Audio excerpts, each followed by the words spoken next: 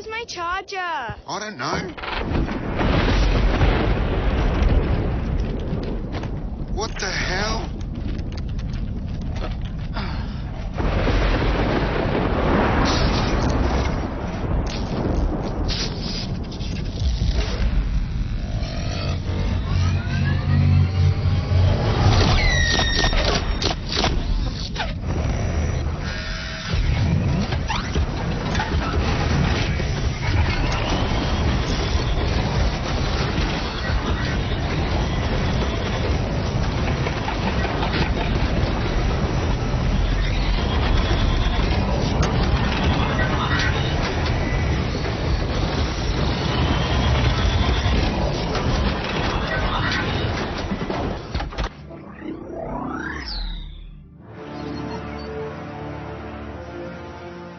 इसका कैप्शन कैसे मिला और इसे कैसे स्टार्ट किया?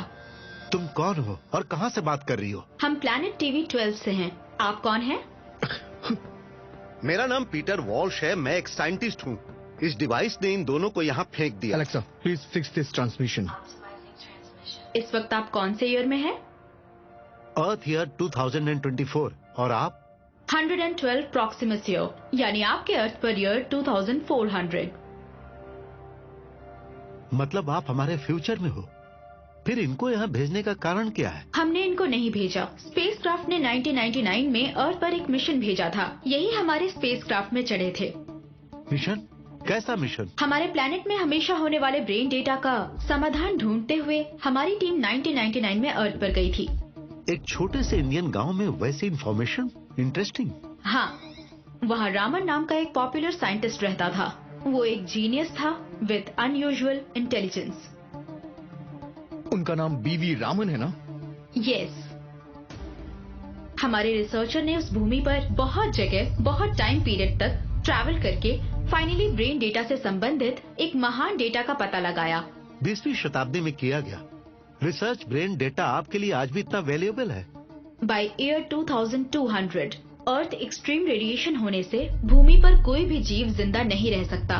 ऐसी स्थिति हो जाएगी। बाय ईयर 2300 इंसान एक नई कॉर्नियर का इंतजाम करेगा एक एक्सो प्लैनेट के ऊपर। उसका नाम है प्रॉक्सिमा EV12। जब सब ठीक ठाक चल रहा था तब एक भयानक समस्या हमारे सामने आई।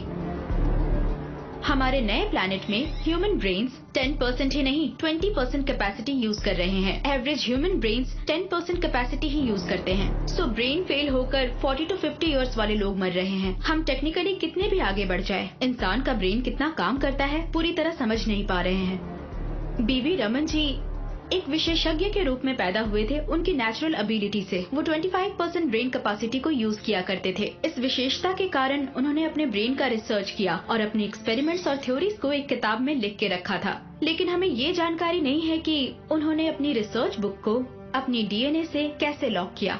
उनका DNA जिस भी व्यक्ति में होगा उसी से वो किताब अनलॉक होगी। उस किताब को एक सोफिस्टिकेटेड एसिड से सील किया है। अगर वो टूट गया तो एसिड स्पिल होकर अंदर जो रिसर्च मटेरियल है उसका नाश हो जाएगा। उसकी जियो पोजीशन लॉक की वजह से हम उसे अपने प्लैनेट में नहीं ला सकते। रामन जी का DNA जिस व्यक्ति में है उसे पकड़ने का समय हमारे पास उस दिन नहीं था। सो फ्यूल कम होने की वजह से वो मिशन बीच में ही रोक कर आ गए। Wormhole sequencing started.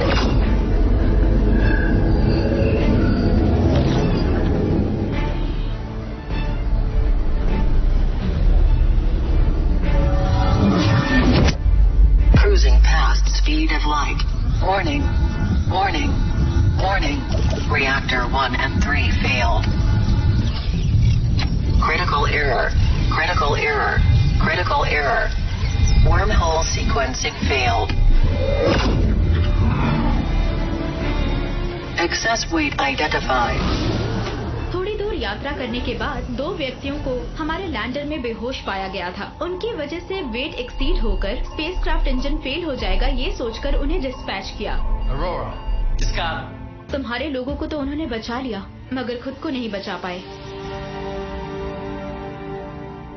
उस एक्सेस वेट की वजह से हमारे स्पेसक्राफ्ट में यूज होने वाला प्लूटोनियम ज्यादा खर्च हो गया और वो कभी भी वापस नहीं लौट सके। उस इंसिडेंट के बाद हमें लैंडर से अभी सिग्नल मिला है। तो फिर उनको 1999 में ड्रॉप करने की बजाय यहाँ क्यों ड्रॉप किया? हमारे लॉ के हिसाब से उनको ड्रॉप करने के समय हमारे स्पेसक्राफ्ट ने लाइट स्पीड पार करके 25 मिलीसेकंड ट्रैवल किया। उस 25 मिलीसेकंड में भूमि पर 25 इयर्स निकल गए, इसलिए वो लोग 2024 में वापस भूमि पर लौटे हैं। भूमि पर होने वाले 23.5 डिग्री टिल्ट एक्सिस के कारण टाइम ट्रैवल करके आया हुआ हमारा कैप्सूल समुद्र में जहां आप लोग हैं वहां लैंड हुआ है।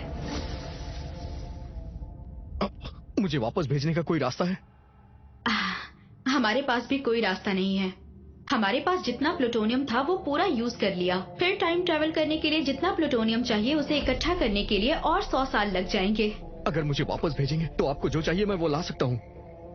वो डीएनए जिस व्यक्ति में है मैं उसे जानता हूँ। उनका नाम है आइंस्टाइन। बीवी रामन के परिवार में बस वही एक व्यक्ति बचा है। That's not possible। आपको भूमि पर टाइम ट्रैवल के लिए जो टेक्नोलॉजी चाहिए वो इस वक्त हमारी हद से बाहर है।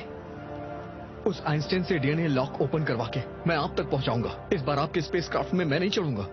आपके रिसर्चर अपना रिसर्च मटेरियल लेके आपके पास जिंदा वापस लौट आएंगे और उसके बदले में मुझे वो एक दिन पीछे ले जाइए प्लीज।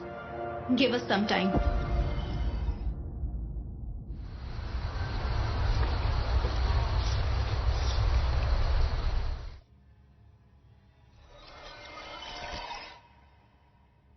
आपको 1999 में भेजने का एक रास्ता है। बाकी की डिटेल्स डिस्कस करने से पहले ये बताओ तुम पर भरोसा क्यों करें? क्यों? हाँ, आप और हम कितनों को खो चुके हैं लेकिन अपना प्रयास नहीं छोड़ रहे। पता है क्यों? क्योंकि घने अंधेरे में भी एक छोटी सी रोशनी के भरोसे जीते हैं हम। आप लोग हमसे 300 साल आगे हैं, फिर भी हम में कोई फर्क नहीं है। इंसान एक दूसरे पे भरोसा ना करे तो इंसानियत कैसे बचेगी? आपने वापस जाने के बाद हमें इग्नोर किया तो? आपको अपने ऊपर भरोसा है और मुझे मुझ पे भरोसा है। अपने भविष्य के लिए आपको मुझ पे भरोसा करना होगा और मुझे मेरे भूतकाल में भेजना होगा। इस कैप्सूल के ऊपर रेड स्ट्रिप में है प्लूटोनियम 986। वही हमारा फ्यूल सोर्स है। आपको भूतकाल में 25 मार्च 1999 में भेजने तक का ही फ्यूल है। आपने जब अर्थ छोड़ा था वो समय 7:11 PM था, लेकिन आपको 5:11 PM तक ही ले जा सकते हैं। वैसे हमने इस तरह का प्रयत्न पहले कभी नहीं किया। ये कहाँ तक सक्सेस होगा हमें भी नहीं उस पता। समय से पहले मुझे ले जा सकते हैं क्या? नो, बस एक ही चांस है। ठीक 5:11 पर आए एक चमक को यूज करके आपको वापस भेज सकते हैं। उस दिन के 5:11 PM को ही आपको ले जा सकते हैं। टेलीपोर्ट करने वाले आपके डेटा स्ट्रीम से आपको 1999 में रिक्रिएट करने पर आपके हाथ पर एक टाइमर स्टार्ट हो जाएगा, जस्ट लाइक हम सब टाइम ट्रेवल वालों जैसे। वो टाइमर हमारे आउटर स्पेस से निकलने के बाद आपका भूमि पर कितना समय बाकी है ये दिखाएगा। उस समय के अंदर आप उस बुक को हमारे स्पेस लैंडर को सौंपेंगे तो टाइमर ऑटोमेटिकली अनपेयर हो जाएगा। हमारा लैंडर भूमि छोड़ने से पहले आपका टाइमर अगर अनपेयर नहीं हुआ तो वो ऑटोमेटिकली डिस्कनेक्ट हो जाएगा। अगर वैसा हुआ तो आपका नर्वस सिस्टम ब्रेक होके आपका हार्ट बंद हो जाएगा। रवि, इसमें बहुत रिस्क है। तुम्हारी जान भी जा सकती है। एक बार और सोच लो। सबको खोने के बाद जिंदा रहूं या मर जाऊं, मुझे कोई फर्क नहीं पड़ता। मैं तैयार हूं। रवि, सब कुछ ठीक से करना। याद रहे, उस साइको से तुम एक बार और मिलने वाले हो। Thanks Peter. Thanks for everything Sara. Take care. Good luck.